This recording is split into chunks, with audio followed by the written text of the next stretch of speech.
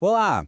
Hoje a gente vai mergulhar num dos princípios que tenta responder algumas das perguntas mais profundas na nossa vida, sabe? É a pluralidade das existências, mais conhecida como reencarnação. E tudo isso com base nas obras fundamentais do Espiritismo. Bom, para organizar nosso papo, a gente vai seguir este roteiro. Vamos começar com as grandes questões da vida, depois apresentar a reencarnação como a chave para entendê-las, usar a analogia da vida como uma escola, falar sobre progresso e justiça e, por fim, indicar o caminho para quem quiser se aprofundar. Então, vamos lá. Primeira parte, as grandes questões.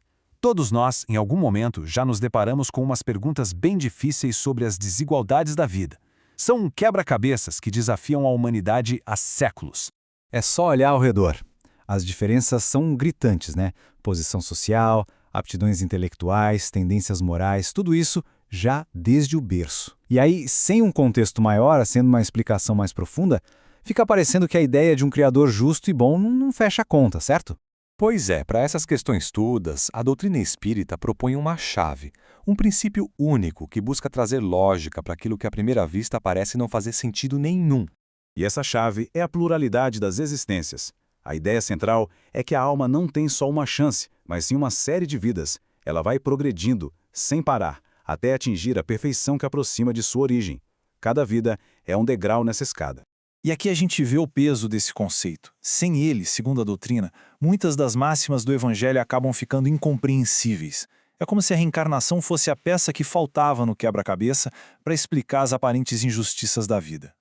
Ok, mas como é que funciona esse processo na prática?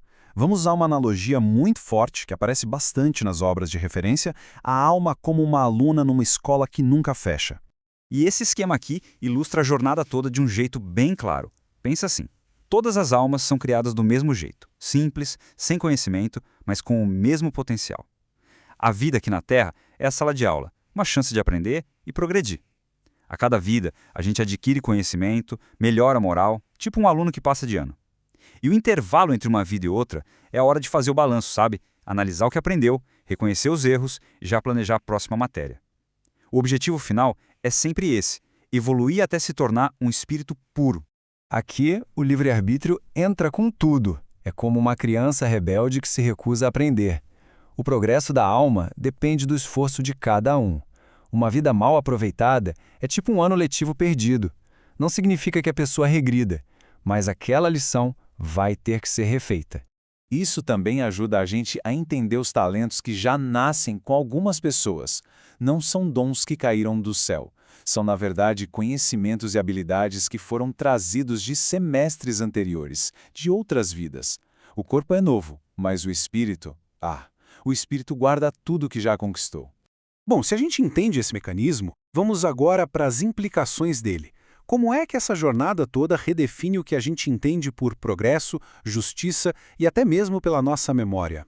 Agora, um ponto super importante. A reencarnação, como o Espiritismo apresenta, é diferente da metempsicose, aquela ideia que algumas outras doutrinas têm de que uma alma pode voltar no corpo de um animal. No Espiritismo, a coisa é bem direta. O espírito nunca retrocede. Nunca. Ele pode até ficar estacionado, sabe? Se uma vida foi mal aproveitada, ele não evolui, mas ele jamais dá um passo para trás. O caminho é sempre para frente. E isso nos leva, claro, a uma pergunta que todo mundo faz. Se a gente já viveu antes, por que não lembramos de nada? Por que esse passado fica escondido? A explicação que a doutrina oferece é que esse esquecimento é, na verdade, um ato de misericórdia. Imagina só o peso de lembrar de todos os erros, de todas as inimizades, de vidas passadas, será um fardo insuportável para os desafios que a gente já tem que enfrentar agora. Esse véu do esquecimento, então, tem um propósito moral gigantesco. Ele permite que a gente comece novos relacionamentos com uma página em branco, sabe? Isso possibilita uma fraternidade de verdade, sem o peso e o preconceito de conflitos antigos. Olha, tudo isso que a gente conversou é uma visão bem geral de um tópico que é imenso e muito profundo. Então, para quem ficou com aquela pulga atrás da orelha e quer saber mais, o caminho para um conhecimento maior está bem claro, em uma série de obras que são a base de tudo. A base completa da doutrina está toda codificada por Allan Kardec nestas 5 obras. O Livro dos Espíritos, que é a parte filosófica, o Livro dos Médiuns, a parte experimental, o Evangelho segundo o Espiritismo, a parte moral, o Céu e o Inferno, sobre a justiça divina, e a Gênese, que fala dos milagres e das predições. Cada um deles explora um ângulo diferente dessa filosofia. O que nos leva a uma reflexão final, né? Se a vida não é só uma série de eventos aleatórios, mas sim uma jornada cheia de propósito, a pergunta que fica é inevitável.